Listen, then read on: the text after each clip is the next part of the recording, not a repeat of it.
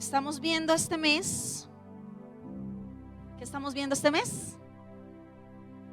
Las parábolas de Jesús. Y si usted es juicioso a través de las redes sociales, ya sabe cuál es el nombre de la parábola de esta noche, de la enseñanza de esta noche. ¿Cuál es el nombre de la enseñanza de esta noche? El verdadero pródigo. Muy bien. Y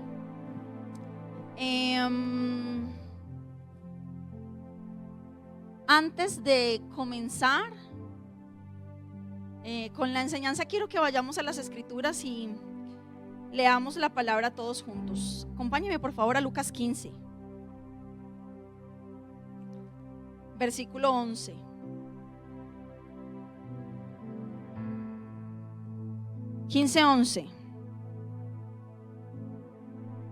Cuando lo tenga, por favor, dígame amén.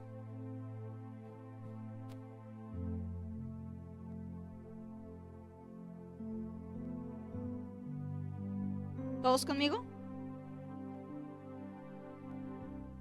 Verso 11 dice: también dijo, hablando Jesús, un hombre tenía 2 hijos, y el menor de ellos dijo a su padre: Padre, dame la parte de los bienes que me corresponde. Y les repartió los bienes. No muchos días después, juntándolo todo, el hijo menor se fue lejos a una provincia apartada y allí desperdició sus bienes, viviendo perdidamente. Y cuando todo lo hubo malgastado, vino una gran hambre en aquella provincia y comenzó a faltarle. Y fue y se arrimó a uno de los ciudadanos de aquella tierra, el cual le envió a su hacienda para que apacentase cerdos. Y deseaba llenar su vientre de las algarrobas que comían los cerdos, pero nadie le daba. Y volviendo en sí dijo: ¿cuántos jornaleros en casa de mi padre tienen abundancia de pan, y yo aquí perezco de hambre? Me levantaré e iré a mi padre y le diré: Padre, he pecado contra el cielo y contra ti. Ya no soy digno de ser llamado tu hijo. Hazme como a uno de tus jornaleros. Y levantándose vino a su padre, y cuando aún estaba lejos, lo vio su padre y fue movido a misericordia, y corrió y se echó sobre su cuello y le besó. Y el hijo le dijo: Padre, he pecado contra el cielo y contra ti. Ya no soy digno ¿de qué? De ser llamado tu hijo. Pero el padre dijo a sus siervos: sacad el mejor vestido y vestidle, y poned un anillo en su mano y calzado en sus pies, y traed el becerro gordo y matadlo, y comamos y hagamos fiesta, porque mi hijo muerto era y ha revivido, se había perdido y es hallado. Y comenzaron a regocijarse. Verso 25. Y su hijo mayor estaba en el campo, y cuando vino y llegó cerca de la casa, oyó la música y las danzas, y llamando a uno de los criados le preguntó qué era aquello. Él le dijo: tu hermano ha venido, y tu padre ha hecho matar el becerro gordo por haberle recibido bueno y sano. Entonces se enojó y no quería entrar. Salió por tanto su padre y le rogaba que entrase. Mas él respondiendo dijo al padre: he aquí, tantos años te sirvo, no habiéndote desobedecido jamás, y nunca me has dado ni un cabrito para gozarme con mis amigos. Pero cuando vino tu hijo, que ha consumido tus bienes con rameras, has hecho matar para él el becerro gordo. Él entonces le dijo: hijo, tú siempre estás conmigo, y todas mis cosas son tuyas. Mas era necesario hacer fiesta y regocijarnos, porque tu hermano era muerto y ha revivido, se había perdido y es hallado. Amén. Padre, hoy en el nombre de Jesús yo vengo delante de tu presencia junto con mis hermanos, clamando, Señor, por ti. Te deseamos a ti, Señor. Yo te pido que hables a nuestra mente y a nuestro corazón, que nos guíes, Señor, a través de tu palabra, que nos enseñes, Señor, acerca de ella. Que seamos ministrados, Señor, confrontados, animados, limpiados, Señor, escudriñados en lo profundo, para amarte, Señor, más y mejor, para conocerte, Señor, para ser más como Cristo Jesús, para caminar en la verdad de tu palabra, para deleitarnos, Señor, en tu gracia y en tu verdad. En el nombre de Jesús. Amén y amén.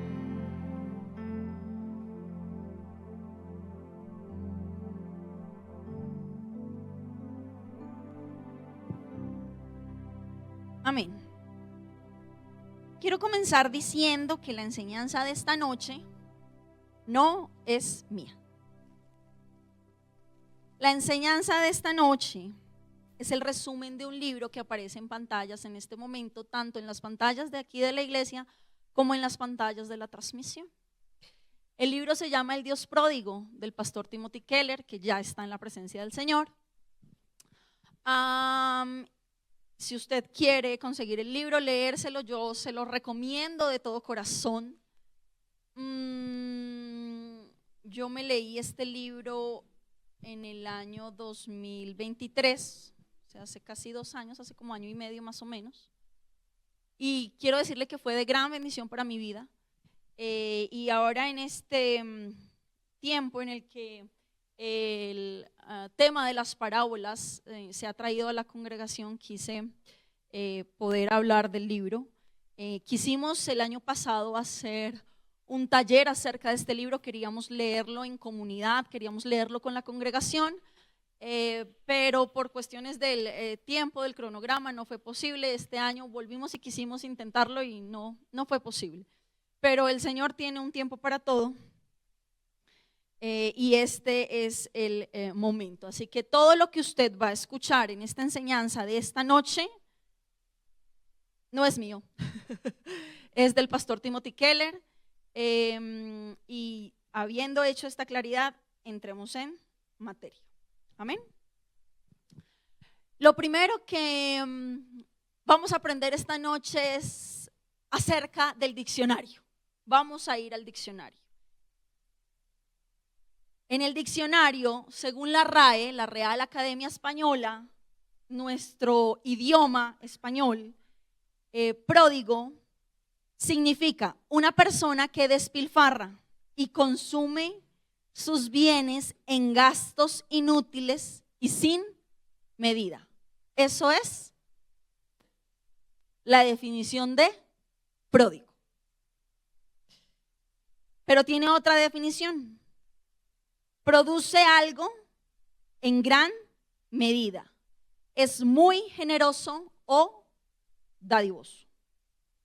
Así que pródigo, amados hermanos, no significa perdido, no significa rebelde, sino despilfarrador, derrochador. ¿Amén? ¿Todos conmigo? Pero esta definición tiene un doble sentido. Uno es un sentido negativo, asociado a lo negativo, y otro es un sentido asociado a lo positivo. Generoso, dadivoso, que produce algo en gran cantidad. Entonces, el hermano menor fue ¿cómo?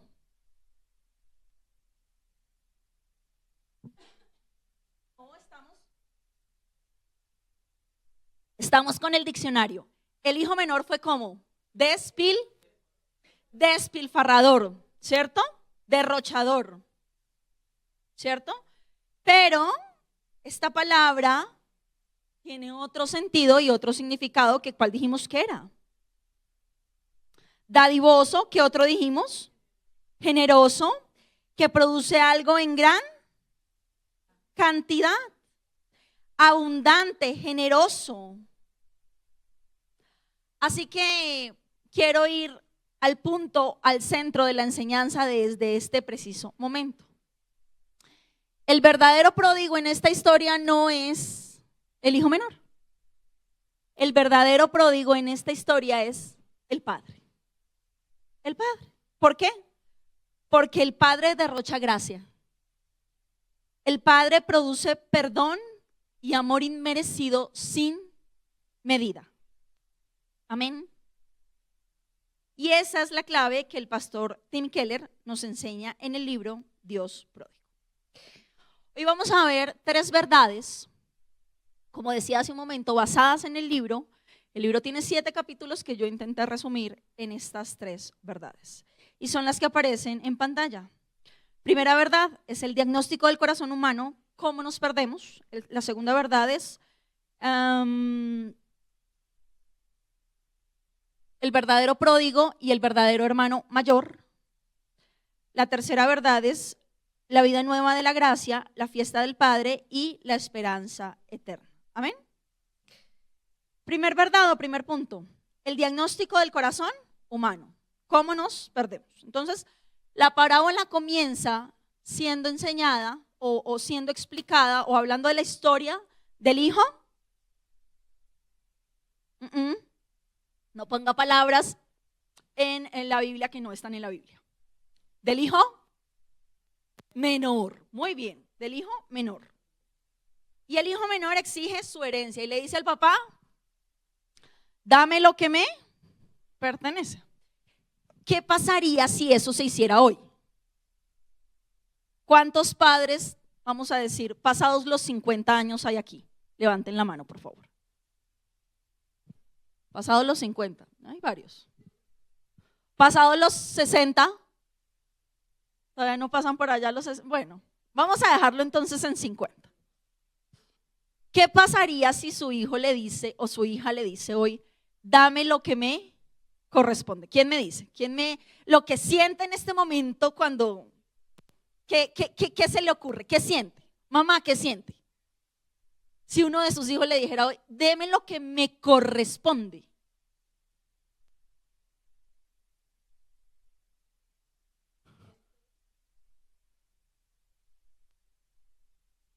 Trate que me muera, ¿sí o no? Pero se siente, ¿cómo se siente? ¿Cómo se siente, hermana, ahorita? ¿No sienten dolor? Como triste. Lo primero que uno piensa es que quiere que me muera. No me he muerto y ya está pidiendo la herencia. Así como se siente hoy, así como se percibe hoy, así también se percibía en esa cultura. Si hoy que hemos sido más laxos en nuestra sociedad, se siente mal, se percibe mal, así fue en ese momento. Era un acto ofensivo, era vergonzoso que un hijo le pidiera eso a un padre. ¿Sabes qué? Yo quiero que te mueras. Desearía que estuvieras muerto. ¿Y sabe qué pasa? ¿El padre qué hace? Parte la herencia y se la da. ¿Y qué hace él? Se marcha a una tierra ajena, malgasta todo en placeres y termina cuidando cerdos. Ese es el resumen de la historia. La ocupación más degradante para un judío, es decir, que este hermano menor termina muy mal, ¿cierto? Desterrado, sin privilegios, sin autoridad, sin comida siquiera, termina muy mal. Esa historia va hasta el versículo 24, ¿cierto? Dice: porque mi hijo muerto era y ha revivido, ¿cierto? Se había perdido y es hallado. Y comenzaron a regocijarse. Verso 25, y su hijo mayor estaba en el campo. La parábola, si fuera la parábola del hijo pródigo, como hasta hoy la hemos leído durante tantos años, la parábola hubiera terminado en el verso 24. Hasta ahí hubiera sido, pero no fue así. La parábola continúa y sigue hablando, ya no del hijo menor, sino del hijo mayor, el obediente, el responsable, pero el hijo que también estaba perdido. Él también estaba perdido. Porque aunque nunca salió de casa, su corazón estaba lleno de resentimiento. Y cuando el padre organiza un banquete para el menor, el mayor ¿qué dice la Biblia? Se enoja y se niega ¿a qué? a entrar y entonces revela la verdadera condición de su corazón, que este hijo mayor no obedecía por amor, sino para manipular al padre. Hace años que te sirvo y nunca me has dado ni un cabrito, versículo 29. Y si lo tradujéramos en nuestras palabras, yo he hecho todo bien y tú me debías al menos un cabrito, papá. Tú me debías por mi obediencia. Y decíamos que el punto número 1 era el diagnóstico del corazón humano y cómo nos perdemos, y he aquí el diagnóstico. Hay dos formas de perderse. El autor del libro lo llama la irreligión, es decir, los que están fuera de la religión, los que se pierden. Cuando usted y yo escuchamos, sí, supo fulanito de tal allá en la cantina, ¿no lo vio el otro día? Sí, fumando allá afuera y bailando. Eso es los que están fuera de la religión, los que se pierden, los que se alejan, los que se van. Esa es una manera de perderse. Pero también hay otra forma de perderse. Los de la religiosidad, los del orgullo de la religión, como el mayor. Ambas maneras son maneras de perderse. Buscar las cosas del Padre sin amar al Padre. Jesús revela que la rebelión y el moralismo pueden estar movidos por la misma raíz. Querer las cosas del Padre sin necesitar al Padre. Y aquí una frase del libro que enmarca toda la historia del libro, y es: puedes huir de Dios rompiendo todas las reglas, como el hijo menor que se va y hace lo que quiere, o cumpliéndolas todas, como el hijo mayor, que era obediente, pero su corazón no estaba con el Padre. Y quiero que nos devolvamos ahí mismo en Lucas, en el mismo capítulo 15, vamos a leer el verso 1 y el verso 2. Y esto nos habla del contexto de la parábola, ¿cierto? Estaba la parábola, o está la parábola del hijo pródigo. El título anterior que vemos es la parábola de la moneda perdida. El título anterior que vemos es la parábola de la oveja perdida. Hay 3 parábolas en un mismo capítulo. Y al inicio de ese capítulo, verso 1 y verso 2, vemos el contexto de lo que está pasando, es decir, qué está pasando en ese momento y por qué Cristo da esas 3 parábolas. ¿Todos conmigo? Verso 1, se acercaban a Jesús todos los, dígalo duro, publicanos y pecadores para oírle. Pero ¿quiénes también?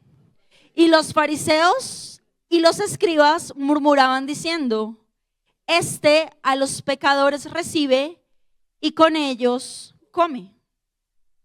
Entonces Jesús recibía a los publicanos y a los pecadores, mientras los fariseos y los escribas lo criticaban.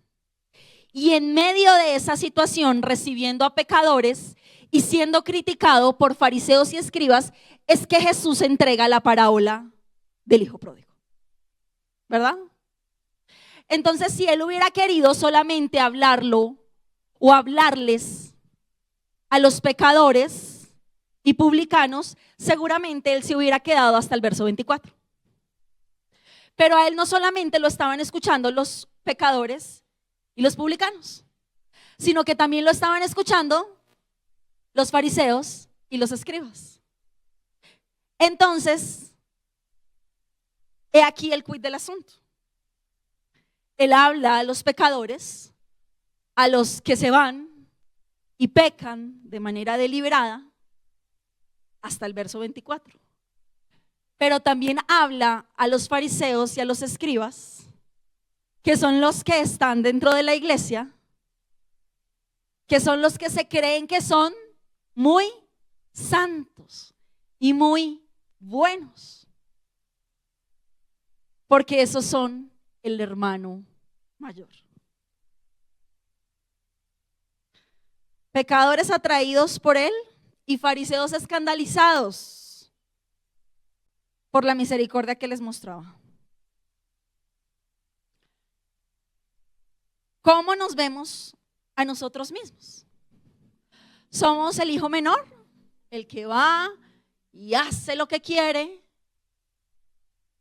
y toma y baila y peca y fornica, adultera, ¿qué más podemos decir? Roba. ¿Somos el hijo menor? ¿O somos como el hijo mayor? Que aunque estamos aquí cerca del Padre, estamos esperando algo de parte de Dios porque le hemos obedecido. Cumplen con la religión, sirven en la iglesia, oran, pero con un corazón lleno de orgullo y de comparación. Él salió y se fue y se malgastó la plata, y a él sí le diste el becerro, y no cualquier becerro, el gordo, y a mí nada me has dado. ¿Soy un hijo menor buscando independizarme de Dios? ¿O soy un hijo mayor aparentando obediencia pero enojado porque Dios no me paga como creo que merezco que Dios me pague por todo lo bueno que yo hago por Él? Y saben, este es un libro muy difícil de leer. No es fácil confrontarnos con nuestro pecado, pero Dios en su infinita misericordia nos atrae con cuerdas de amor. Amén. Todos, amados hermanos, los que están afuera de la iglesia y los que estamos adentro, necesitamos la gracia del Padre. Y estamos perdidos sin la gracia del Padre. Perdición no es solamente estar afuera de la iglesia, no venir los domingos, estar de fiesta el sábado, tener una casa en ruinas, estar sin conocer a Dios fuera de la iglesia, sino que estar perdido también es estar muchas veces en la casa del Padre, pero sin estar gozando del corazón del Padre, sin tener comunión con el Padre. La perdición es todo lo que me aleja del corazón del Padre, aunque eso esté rodeado de buenas acciones, aunque eso esté rodeado de servicio dentro de la iglesia, aunque eso esté rodeado de evangelismo dentro de la iglesia, aunque eso esté rodeado de buenas acciones en casa, pero lejos del Padre. El hermano mayor pecó también igual que el hermano menor. Porque pecado no solamente son conductas malas, sino el proyecto de autosalvarme a través de una buena conducta. Yo soy muy bueno, yo soy muy buena, yo hago todo bien en la iglesia, en casa, entonces ya estoy adentro. Pero ¿sabe? Siempre adentro o afuera necesitamos de un Salvador, que es Cristo Jesús. Las buenas acciones sin evangelio siempre nos llevan al orgullo. Yo hago, yo he hecho, yo soy, yo tengo, yo voy, yo vengo. ¿Cómo así? ¿Por qué? ¿Yo merezco qué? Así que necesitamos reconocer nuestra necesidad de gracia, tanto en los pecados que son obvios para las personas, como en las motivaciones equivocadas para hacer buenas acciones. Porque muchas veces hacemos cosas buenas y cosas buenas dentro de la iglesia, pero esas cosas buenas que hacemos están motivadas por motivaciones erróneas, equivocadas, orgullosas, que me alejan del Señor, que me alejan del verdadero servicio. Y yo necesito arrepentirme no solamente de mis pecados que todo el mundo ve, sino de esas motivaciones equivocadas. Amén. Necesitamos a Cristo. Necesitamos tener un arrepentimiento profundo. No podemos seguirnos sintiendo aceptables por nuestro desempeño. ¿Qué tan bien hemos hecho las cosas para Dios? ¿Qué tan obedientes hemos sido? Sino que necesitamos sentirnos aceptables por la justicia que nos ha dado Cristo en la cruz. No por lo que yo hago, no por mis buenas obras. Porque mis buenas obras no son para salvación. Mis buenas obras son producto de mi salvación. Son dos cosas distintas. En este caso, el orden de los factores sí altera el resultado. Porque ya he sido salvo, salva. Así que el evangelio no es irme y hacer lo que yo quiera con mi vida y perderme en el libertinaje. Y el evangelio tampoco es intentar salvarme por mis propios méritos o en mis propias obras. El evangelio es una tercera vía y es ser recibido por pura gracia a través de Cristo Jesús antes de cualquier mérito. Amén. Y esta es una clave de interpretación de la parábola. Cuando leemos con estos lentes nuevos la parábola, ya no solo pensando en el hijo menor, sino también pensando en el hijo mayor, la parábola se lee de una manera diferente.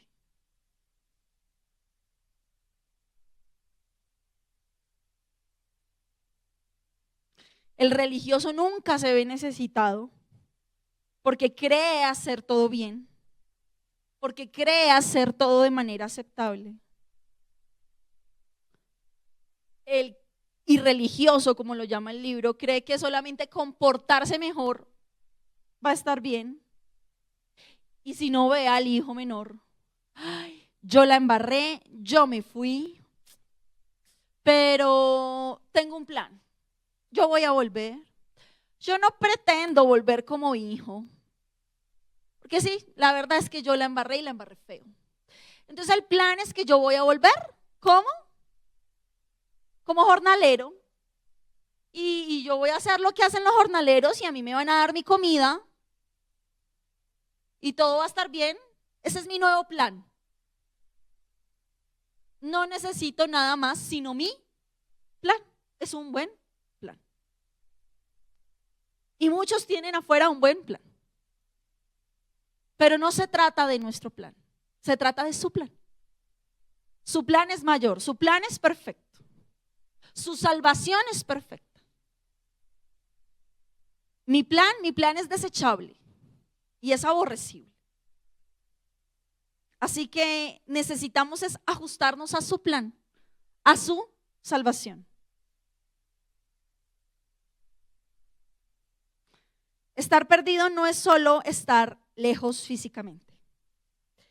El hijo mayor estaba perdido estando en casa. Y sus síntomas son reconocibles. Había falta de alegría en él. Yo te sirvo, pero para mí no hay fiesta. Había comparación constante.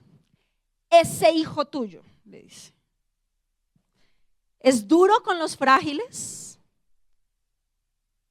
Hay amargura en su corazón cuando la vida le paga como no es debido. Pero Señor, si yo te he obedecido. Y el pastor Timothy Keller nos muestra cómo el hijo mayor tenía la obediencia como un medio de negociación. Así que yo te obedezco, pero tú me das todo lo que yo quiero.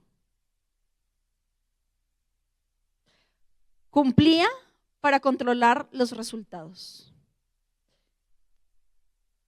Produce, ojo, un espíritu crítico todo el tiempo de los demás y de sus pecados, de sus falencias. Vive en esclavitud espiritual. ¿Esclavitud espiritual? ¿Qué es eso? Servir sin gozo. Porque toca ir a la iglesia, porque toca hacerlo, porque no hay quien más lo haga, porque porque es que es la familia, porque mi tía, mi mamá se pone brava, porque no hay quien más tenga a los niños ese día, porque si yo no voy, entonces todo el mundo se va a dar cuenta que no, porque toca. Esa es la esclavitud espiritual, eso es servir sin gozo. Siempre midiéndonos a nosotros mismos y midiendo el desempeño de los demás.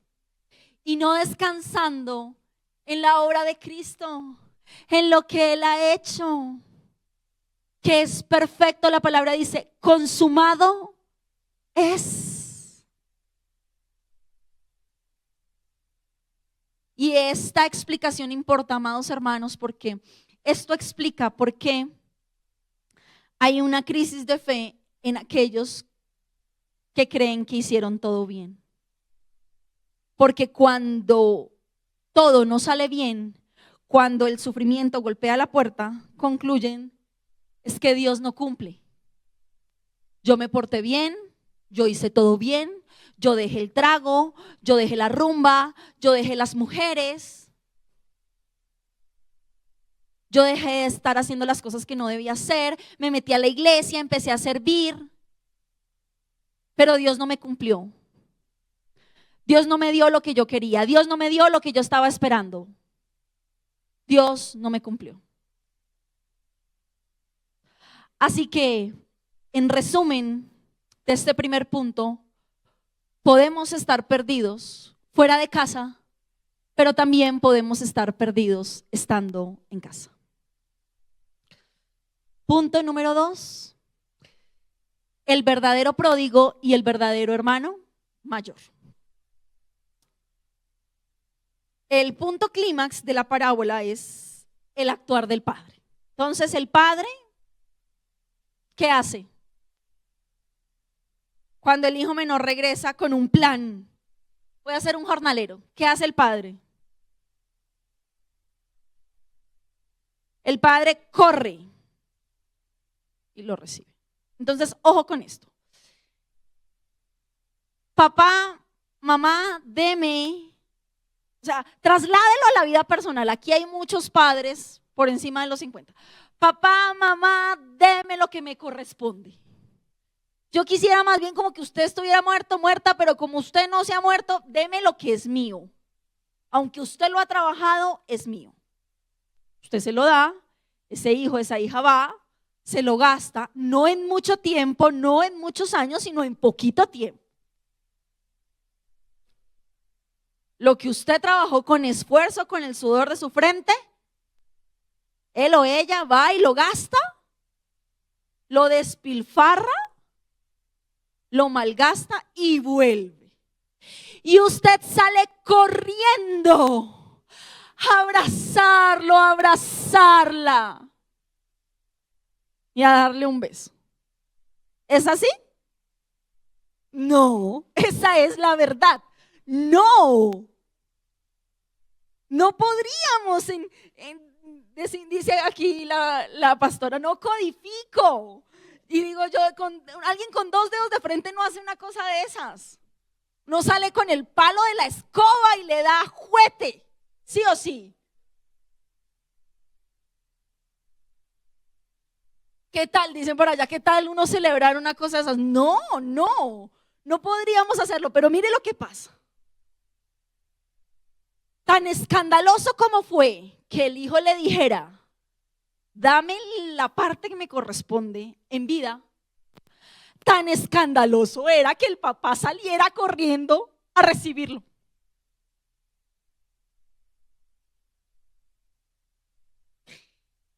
Y en la cultura judía, un patriarca era una figura como de mucho respeto, como allá arriba, como decirlo, como una figura como temible allá, el patriarca, el papá de la casa, ¿sí? Entonces, lo último que iba a pasar era que el patriarca de la casa saliera corriendo a recibirlo. Pero sí, el patriarca se baja de esa posición, se expone y se humilla al salir por él, se humilla por amor. Lo abraza, lo restaura con túnica, anillos, sandalias, que son símbolos de honor, de pertenencia a este lugar, de libertad. Pero no contento con eso, no solamente le entrega el anillo, las sandalias, la túnica y lo restaura, sino que además hace una fiesta como símbolo de plenitud y comunión. Pero además con un becerro no cualquiera, el gordo, como un símbolo de restauración completa. Ese es el verdadero pródigo, el que derrocha amor, el que derrocha gracia, el que derrocha de sí mismo para ti y para mí. Amor y gracia derrochados de manera inmerecida. Pero ¿qué pasa? El hijo mayor, al oír la música, se indigna y se queda afuera. ¿Y qué hace el padre en ese momento? ¿Sabe qué hace el padre? También sale a buscarlo. También sale a la búsqueda del segundo hijo y le ruega que entre. Y este doble movimiento del padre es la clave de todo esto. Dios busca a los perdidos de ambos tipos. A los perdidos afuera y a los perdidos adentro. El autor del libro destaca la pródiga generosidad del padre. Es un amor que no calcula, que asume el costo de la reconciliación, que devuelve la dignidad antes de estar pensando en lo que se merecen. Ese es el padre pródigo. Ese es nuestro padre pródigo que ha derrochado amor y gracia para ti y para mí. Cuando estábamos allá perdidos o aún cuando hemos estado aquí adentro perdidos. Porque Él sale a buscar a ambos. A ambos. Por amor, por gracia. ¿Y cómo podemos vivir esta verdad? No aceptando volver como jornaleros, no teniendo un plan, sino aceptando vivir como hijos. No intentando pagar la deuda, sino hijos que reciben la gracia del pago de la deuda. Pero saben, extendiendo el mismo patrón de gracia inmerecida, de derroche de amor. Decíamos en la definición de producción de amor en grandes cantidades en nuestras relaciones personales. Salir al encuentro, restaurar el honor de otro, celebrar su regreso en lugar de estar llevando cuentas.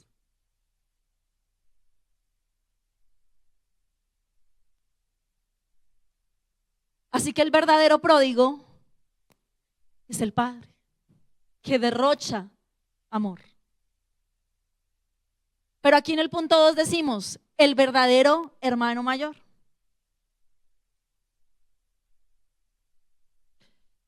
Aquí en la historia nos hace falta un personaje, amados hermanos. Imagínense que decíamos que el padre sale por el hijo menor y lo abraza y lo besa, ¿cierto? ¿Se acuerdan de eso? Muy bien.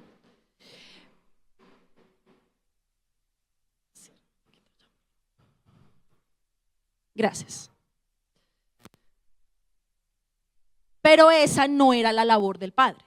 Cuando esto pasaba en una familia, cuando había un hijo que deshonraba a su casa, que deshonraba a su familia, generalmente el hijo mayor salía en búsqueda de ese hijo. Yo no sé si usted ha visto las películas de época. ¿No las ha visto? que entonces el hijo o la hija que se va con un chico sin casarse y entonces o el hijo mayor o la hija mayor sale en búsqueda de ese otro hijo que se descarrió, ¿sí? Entonces la labor era la del hijo mayor.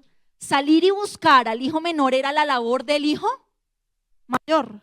¿Dónde estaba el hijo mayor? ¿Por qué el hijo mayor no salió a buscar al hijo menor? Porque el hijo mayor también estaba perdido. El hijo mayor también estaba lejos del padre, aunque estaba en casa. El hijo mayor no amaba al padre, amaba los dones del padre. Así que el hijo mayor también estaba perdido. Pero ojo, porque aquí el pastor Timothy Keller nos da una pista cristológica, y es que el verdadero hermano mayor es Cristo Jesús. Él mismo, que deja su hogar, desciende a la tierra y paga con su vida el precio de tu regreso y del mío. Así que Él es nuestro hermano mayor. Él es el verdadero hermano mayor, el que asume el costo de nuestra reconciliación. Porque la gracia cuesta, es gratuita para nosotros, pero es costosísima para Cristo. Es el costo de su sangre. Jesús perdió todo para que nosotros pudiéramos entrar a la fiesta del Padre. Entonces, este es el corazón del evangelio. No somos salvados por lo que hacemos. No somos salvados ni siquiera por nuestro arrepentimiento perfecto. Somos salvados por lo que Cristo hizo en nuestro lugar. Somos salvados por lo que Cristo hizo en la cruz. Denle un aplauso al Señor. Por gracia tan costosa, por amor inmerecido, por amor derrochado para ti y para mí. Somos salvados no porque nos volvemos como jornaleros, sino porque ya hemos sido hechos hijos. Porque Jesús tomó nuestra vergüenza y nos vistió con su justicia. Entonces yo necesito preguntarme, ¿yo estoy descansando en la obra de Jesús? ¿O yo sigo apoyándome en la muleta de mis acciones para sentirme acepto o aceptada? ¿Todavía estoy intentando ganarme un lugar en la mesa a través de mis acciones, o yo estoy confiando en las obras y las acciones de Cristo Jesús en la cruz? Yo estoy dispuesta a imitar a Cristo como hermano mayor verdadero, pagando el costo de ir a buscar a los perdidos y celebrando su regreso.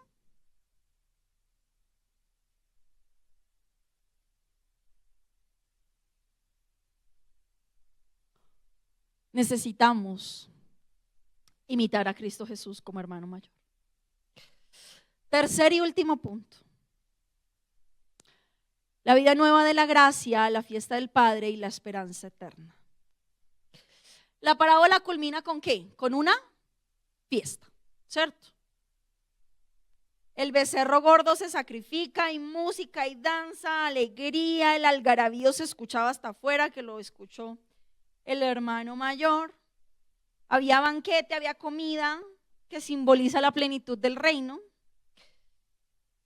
que se refiere a reconciliación, a comunión, a abundancia. Así que la parábola termina en fiesta, pero el evangelio también termina en fiesta.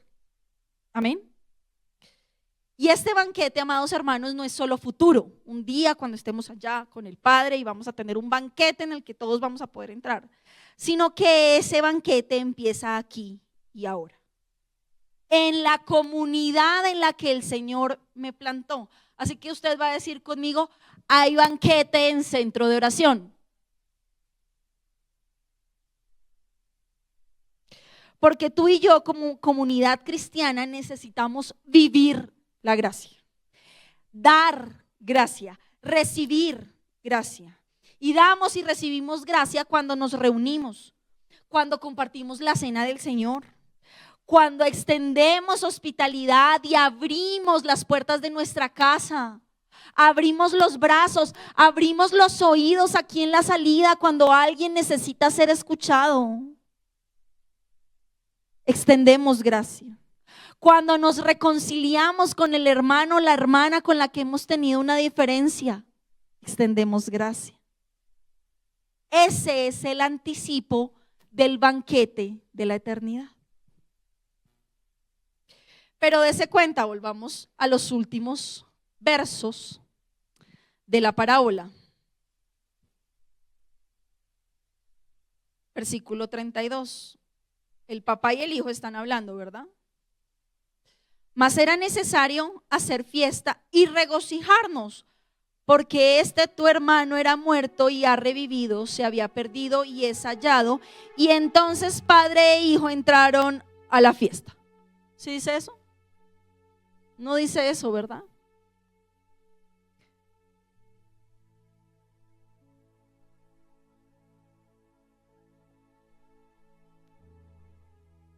Jesús deja de manera intencional la historia abierta. Que si el hijo mayor entró o no entró a la fiesta, no se sabe. No se sabe. La pregunta queda en el aire. ¿Y se acuerdan cuáles eran las audiencias de Cristo Jesús? Los pecadores y publicanos, y por otro lado los fariseos y escribas. ¿A quiénes representaban los fariseos y los escribas? ¿Por quién eran representados? Por el hijo mayor. Así que les está diciendo: ustedes, fariseos, ¿van a entrar también a la fiesta de la gracia? ¿O se van a quedar por fuera por causa de su orgullo? Así que el Señor nos pregunta hoy: ¿vamos a entrar a la fiesta de la gracia? ¿O nos vamos a quedar afuera por causa del orgullo? La gracia, amados hermanos, no solamente nos perdona, sino que nos transforma. Nos hace vivir como hijos que experimentan el gozo de la gracia, la libertad de la gracia, la comunidad llena de gracia, la esperanza de la gracia. El evangelio para los hijos no es una carga pesada. Los hijos, los verdaderos hijos, y no los jornaleros, los que trabajan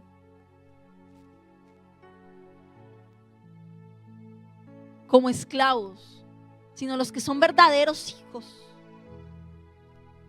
deseamos entrar en la fiesta del Padre.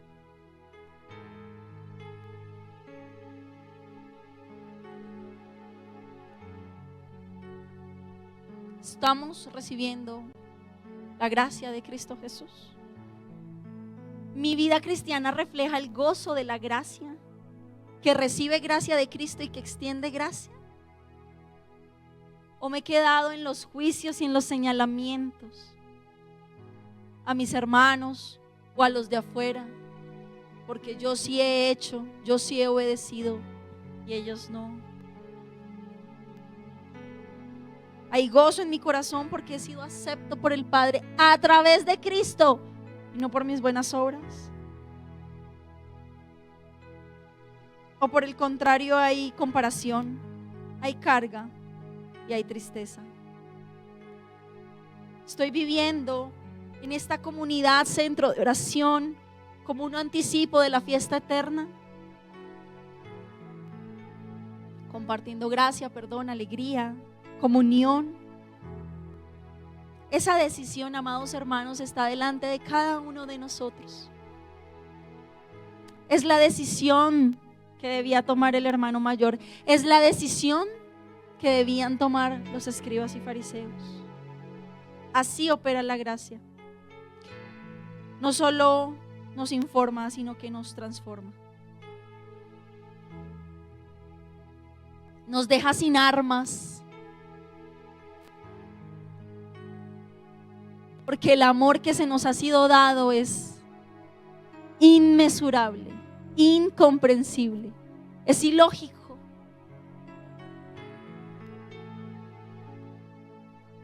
Él ha derrochado amor para ti y para mí a través de la cruz. Y como muchas veces nos preguntamos, Señor, ¿y es que no me amas? ¿Por qué esta vida tan difícil me ha tocado? ¿Por qué estos hijos tan difíciles? ¿Por qué esta economía tan difícil? ¿Por qué este esposo tan difícil? ¿Por qué esta vida tan dura? Pero el Señor nos dice en esta noche, ¿cómo me vas a preguntar eso si di a mi hijo por ti? Si hay un banquete esperando, ¿cómo? Si el amor que he derrochado, que he derramado, es inmedible, ¿cómo?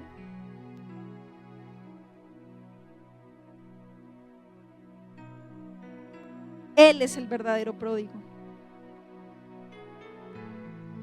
No entramos a la fiesta, amados hermanos, porque nuestro arrepentimiento sea perfecto, sino porque Él es perfecto, su obra es perfecta. El Evangelio no busca mejores jornaleros, sino hijos e hijas que viven de la abundancia del Padre. Póngase sobre sus pies, vamos a orar.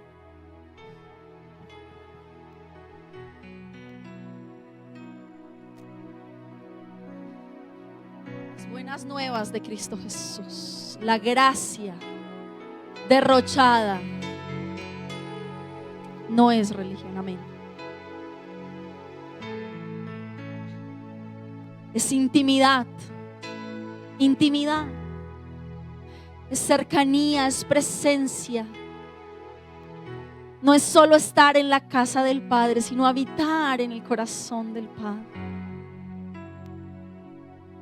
Oh Señor, solo tú sabes para quién esta enseñanza, Señor, ha sido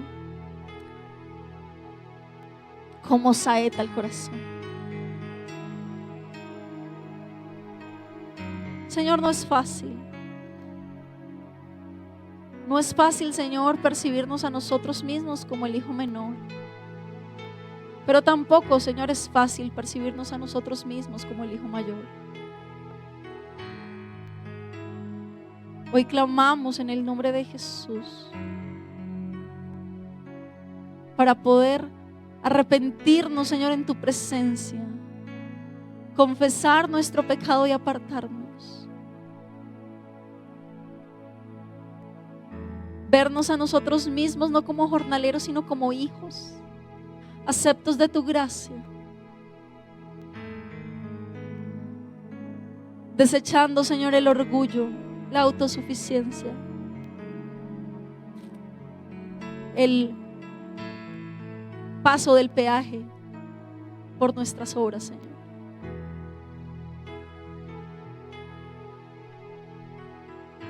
Concibiéndonos, Señor, delante de ti como santos por la gracia de Cristo Jesús, sintiéndonos amados de manera inmesurable por tan grande amor.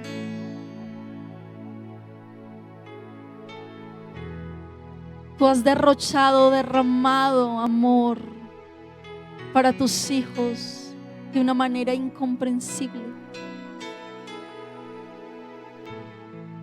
Oh, amado Dios, que jamás volvamos a dudar de tu amor. Que no intentemos, Señor, de nuevo tener la obediencia como una moneda de cambio, Señor.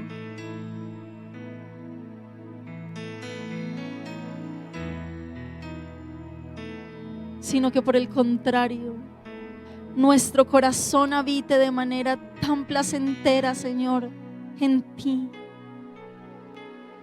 Que a pesar de tus decisiones, de tu soberanía,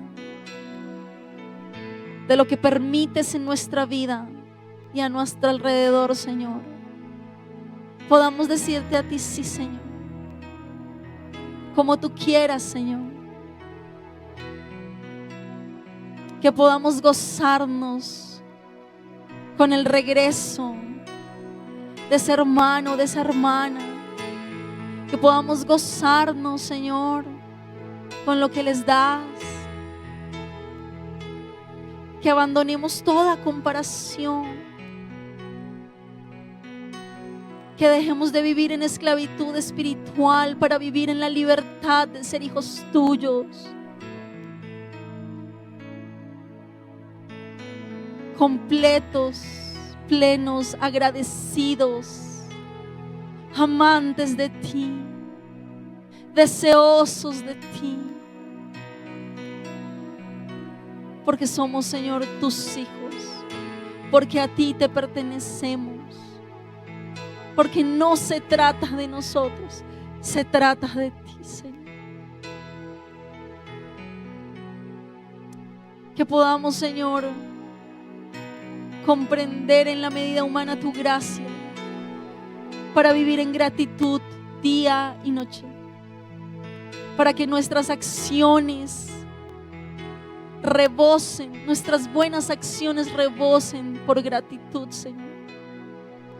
Que dejemos, Señor, todo señalamiento, todo juicio, y que por el contrario, Señor, procuremos que nuestros hermanos vuelvan y hagamos fiesta contigo. Que seamos como Cristo Jesús, el hermano mayor que sale a buscarlos con amor y manos extendidas. Llévate todo deseo de ser justificados por nuestras acciones, por nuestras buenas acciones, aún por nuestro servicio, Señor. Ayúdanos. En el nombre de Jesús te lo pedimos. Te exaltamos y te adoramos. Gracias, Señor, por tu obra perfecta. En el nombre de Jesús, completa y plena, porque consumado es. Gracias, Señor. Gracias, Cordero Santo. Amén, amén.